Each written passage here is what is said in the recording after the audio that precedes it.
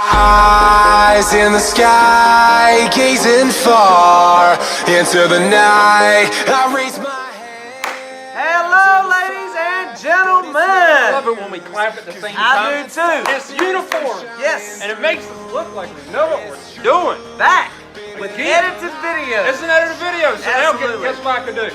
What? I can say, hey, Hey, hey, hey. and then the words come up. Ha, ha, ha, Make that ha, happen. Look at my cheeks. They're very shiny. Very rosy indeed. Ha! Indeed. Cocoa I love superior refreshment. Ha. Get me some more cocoa. Ha ha ha. What movie? I don't know. Santa Claus 2, bro. What's wrong with you? Well, after the Santa Oh, Claus man. 1, no, I have seen Santa Claus 2. Or the plastic Santa, the wax Santa, whatever you would. Anyway, guys, welcome. Happy to have you here. Happy to have you here, guys. We're jumping back on the edited video train, and we are here with a great, splendid devotions for you. However, let's go ahead and start like we used to with our random fact of the day. Yep. Get it on up. Up. A swarm of 20,000 bees followed a car for 2 days because their queen was stuck inside. Holy moly, that's a 20,000 bees. That's a Stuck dedicated. inside. That's a dedicated swarm of bees. That is. Because their queen was stuck inside. What dedication and loyalty. Yeah. 20,000 bees.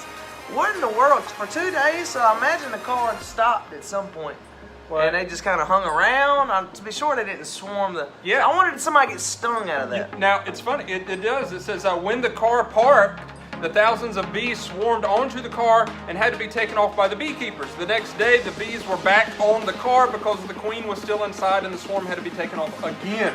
Wow. That is dedication. That is. That's Hey, amazing. queen, and she's gone. I think I'd be hanging back, Jack. 20,000. Who counted them? Who's like 1, 2? Like that's Are they guessing now? I don't know. I think they are. I think we're what-ifing it a little bit. Maybe we are. Well, but they're good, valid questions, things that any natural, person would wonder. But anyway, there's your random fact: 20,000 bees.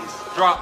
Yep. Done. So we are here, obviously, to give you a devotion, and that's what we're going to do, because we need a word of God in our lives, most assuredly. But before we do that, why don't you take time to read the story in the D6 devotional book today. We're going to come back after you've taken time to read it. Paul's going to drop some good scripture on you, and then we're going to hit you with what we think the story means for you and how you can apply it to your daily Christian walk. Yeah. And Go. For you. And we're back. We hope you took time to read that wonderful story. Yeah. We're going to come back to it, but let's go ahead and send it to Paul. Yeah, send it to me. Get it? All right, it just got sent to me.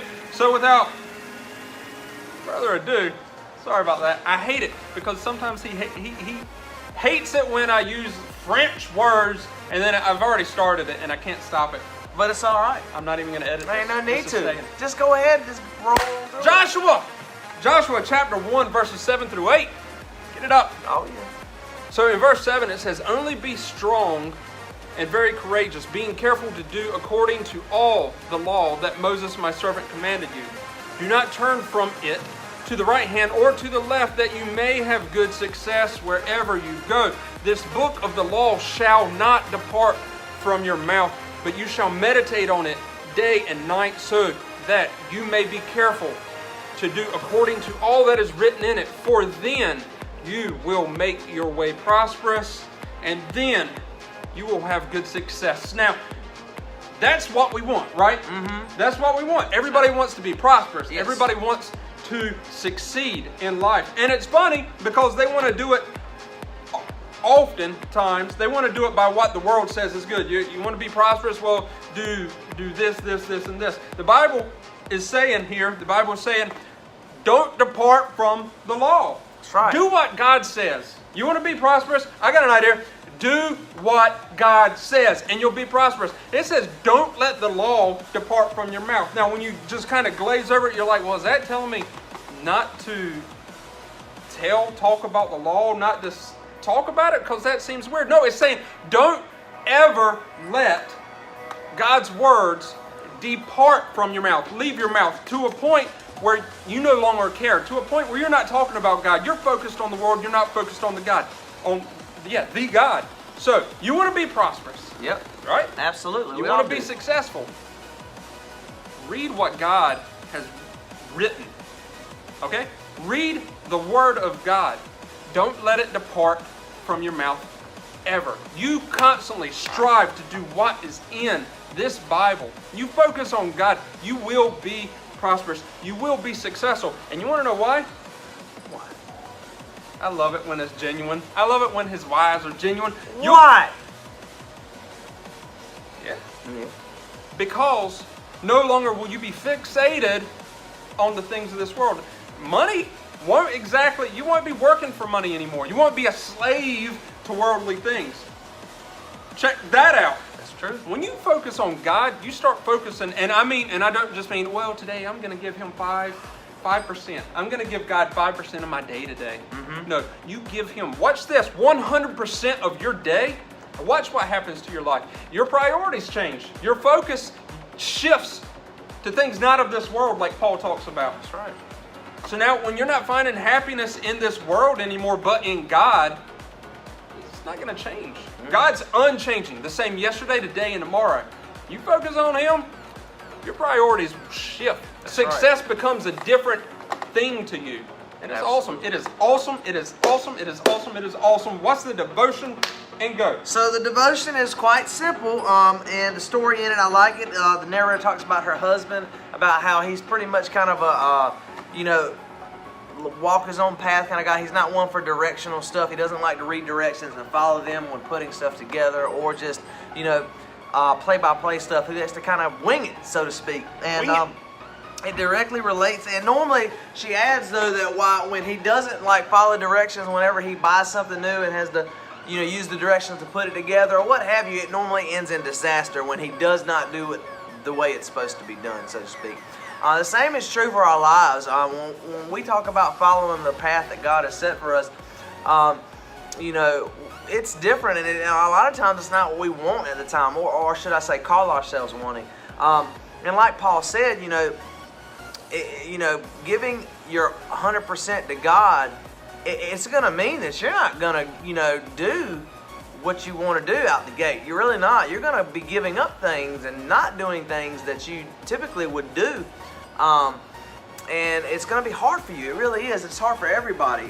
But the thing about it is, the closer and closer you get to God, and the more and more you read the blessings, and you see the silver lining, that's when you start to learn, like, well, I wasn't really getting anywhere the way I was going the first place. You start to realize that the path that I'm on now, man, it really didn't make sense in the beginning, but now I'm halfway through it, and I feel really good about this. I'm glad I was able to give up doing nothing but playing video games all day. I'm glad I was able to give up alcohol. I'm glad I was able to give up partying every weekend, and even sometimes during the week, or even just partying all the time. I'm glad I was able to give up drugs and addiction. I'm glad I was able to give up lust and all these things that just controlled my mind. I'm glad I was able to do all these things that I didn't want to at first, but now I can, and I appreciate it. I'm no longer a slave to these things. It's all because of God. And how beautiful is that?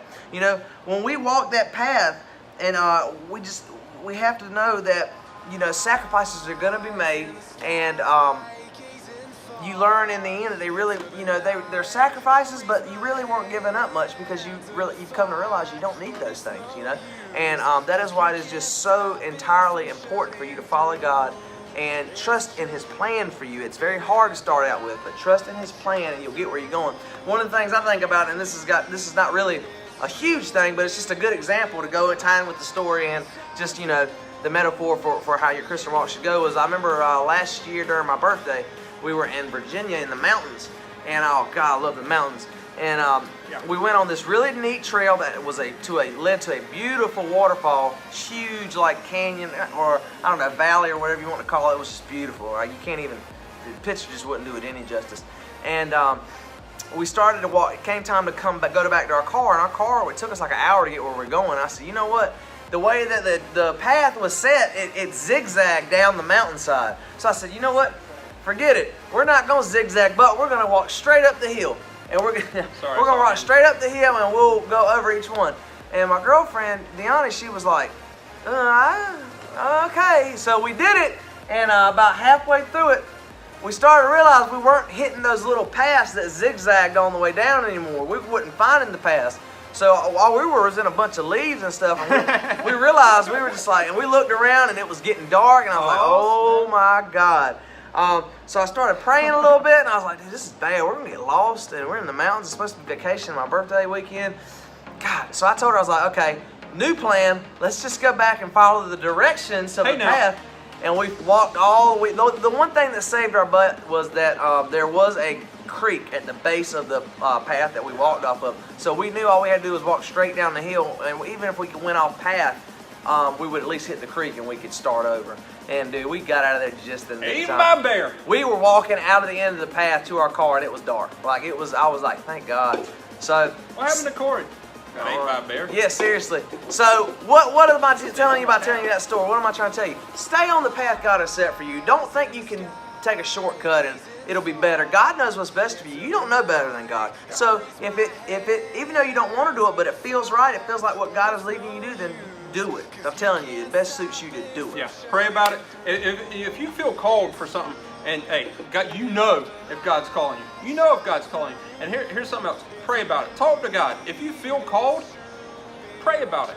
Talk to God. Seek advice from others who have been there, from spiritual, from godly leaders. Seek advice. Say, hey, I feel called in this area. Okay? God has given you gifts for certain things. And it's not all to be preachers or ministers or, God puts people, maybe it's a doctor. Maybe your gift is being smarter than everybody else and you're, a doctor or a rocket scientist or something. God has given you a gift. Pray about it. Talk to God about it. Yep. Seek advice and trust God. Goodness gracious, trust God. That's it. That's right. All right. Yeah. Seek God with your whole heart. Yes. Boom. So, a couple people we got to thank. Yes. D6, thank you so much. Thank you so much. Randall House, thank you so much. Appreciate you. Viewers, Viewers, most importantly, thank you for tuning in today. Like, share, and subscribe. And we love doing this. Thank you so much, guys. Thank you so much. We're going to continue to do it. Stay tuned for the next edited episode. And God bless you. That's it. That was my verse of the day. Corey just got his verse of the day. Yep. Heck yeah. All right. Hey, it's Thursday. We love you. Y'all have a good Thursday. Love you guys. Today, take it easy. Give God 100% today. Just 100% today. 100%. Everything you got to give to Him. We love you guys. Out. Paul Corey is gone.